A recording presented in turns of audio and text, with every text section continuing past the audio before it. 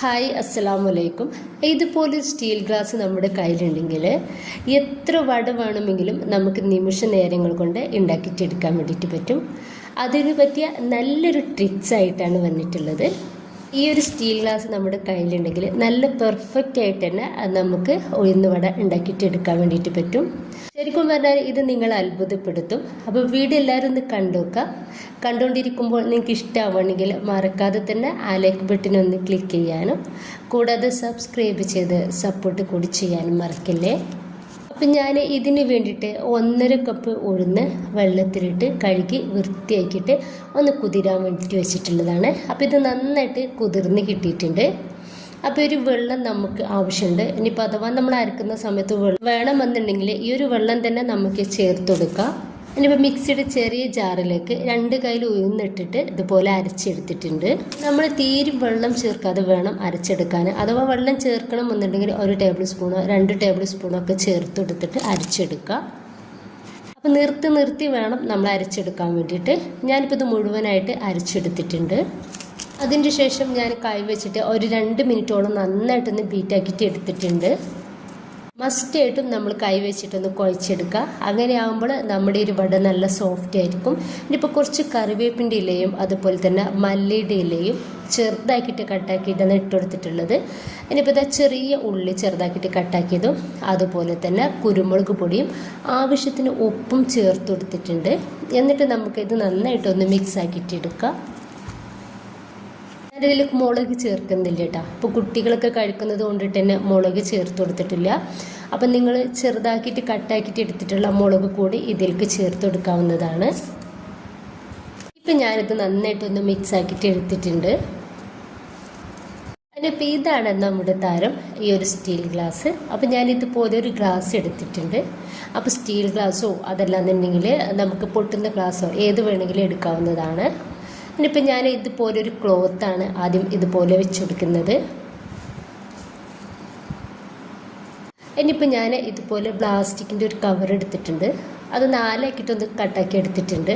അപ്പോൾ അത് ഇതിൻ്റെ മേലേക്ക് ഇതുപോലെ വെച്ചെടുക്കുന്നുണ്ട്.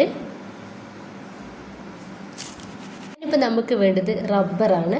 റബ്ബർ ബാൻഡ് ഇതുപോലെ ടൈറ്റ് ആക്കിയിട്ടുണ്ട്. ഇതിൻ്റെ മേളിലേക്കായിട്ട് ഇതുപോലെ വെച്ചെടുക്കുക.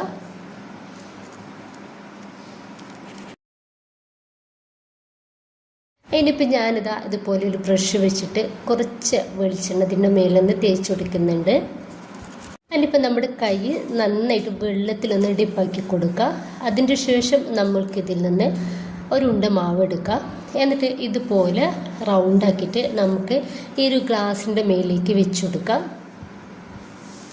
എന്നിട്ട് സൈഡ് നമ്മൾ ഇതുപോലെ ജസ്റ്റ് ഒന്ന് പരത്തി കൊടുത്താൽ മാത്രം മതി. എല്ലായിടത്തും ഒരേ തിക്നെസ്സിൽ ഓർഡറിൽ നമുക്ക് ഈ ഒരു വട കിട്ടുന്നതാണ്.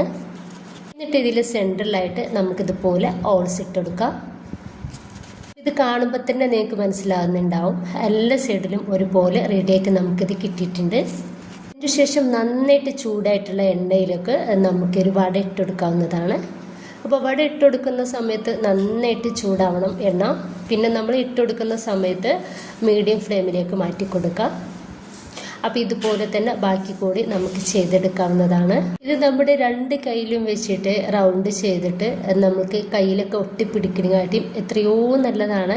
നമുക്ക് ഇതുപോലെ നല്ല പെർഫെക്റ്റ് ആയിട്ട് ഈ ഒരു ഗ്ലാസ് വെച്ചിട്ട് നമുക്ക് വട ഉണ്ടാക്കിയിട്ടെടുക്കാൻ വേണ്ടിയിട്ട് പറ്റും. ഇതാണെന്നുണ്ടെങ്കിൽ വേഗത്തിൽ നമുക്ക് ഉണ്ടാക്കിയിട്ടെടുക്കാൻ വേണ്ടിയിട്ട് പറ്റും. നമ്മളൊന്നും ചെയ്യണ്ട. ആ ഒരു ഗ്ലാസ് മെല്ലെ നമുക്ക് എണ്ണയിലേക്കൊന്ന് ജസ്റ്റ് ഒന്ന് ചെരിച്ചു കൊടുത്താൽ തന്നെ ഇത് നമുക്ക് നന്നായിട്ട് വേഗത്തിൽ എണ്ണയിലേക്ക് അങ്ങ് വീണ് കിട്ടും. കാരണം നമ്മൾ പേപ്പറിലാണ് ഇത് വെച്ച് കൊടുത്തിട്ടുള്ളത്. അതിനിപ്പോൾ നമുക്ക് ഒരു വട തിരിച്ചും മറിച്ചും ഇട്ടെടുത്തിട്ട് വേവിച്ചിട്ടെടുക്കുക. ഒരു മീഡിയം ഫ്ലെയിമിലേക്കും ലോ ഫ്ലെയിമിലേക്കും ഇട്ടിട്ട് വേണം നമ്മളിതൊന്ന് റെഡിയാക്കിയിട്ട് എടുക്കാൻ വേണ്ടിയിട്ട്. അപ്പോൾ ഹൈ ഫ്ലെയിമിൽ ഒരിക്കലും ഇട്ടെടുക്കരുത്.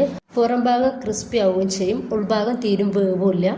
അപ്പോൾ നമ്മൾ മീഡിയം ഫ്ലെയിമിലും ലോ ഫ്ലെയിമിലും ഇട്ടിട്ട് റെഡിയാക്കിയിട്ട് എടുക്കുക. ഇപ്പോൾ ഒരു വട നന്നായിട്ട് വേവായിട്ടുണ്ട്. അതിനിപ്പോൾ നമുക്കിത് എണ്ണയിൽ നിന്നും ഒന്ന് കോരി മാറ്റാം. ബാക്കി കൂടി ഞാനിതുപോലെ ഒന്ന് ചെയ്തെടുക്കുന്നുണ്ട്. ഇതിലേക്ക് നല്ല ടേസ്റ്റി ആയിട്ടുള്ള ചട്നി ഉണ്ടാക്കുന്നുണ്ട്.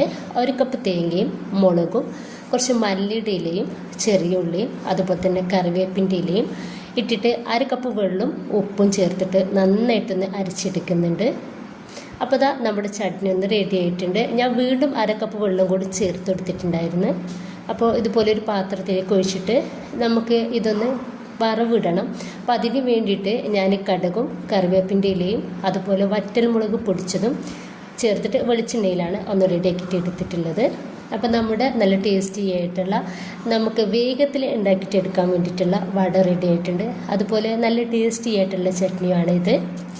അപ്പോൾ ഇനി വട ഉണ്ടാക്കുന്ന സമയത്ത് എല്ലാം ഇതുപോലെ ഒന്ന് ട്രൈ ചെയ്ത് നോക്കുക. ഇഷ്ടമായിട്ടുണ്ടെങ്കിൽ നിങ്ങളുടെ എല്ലാ സപ്പോർട്ടും ഉണ്ടാവുക. ഇൻഷാ അല്ലാഹ്. Okay, by.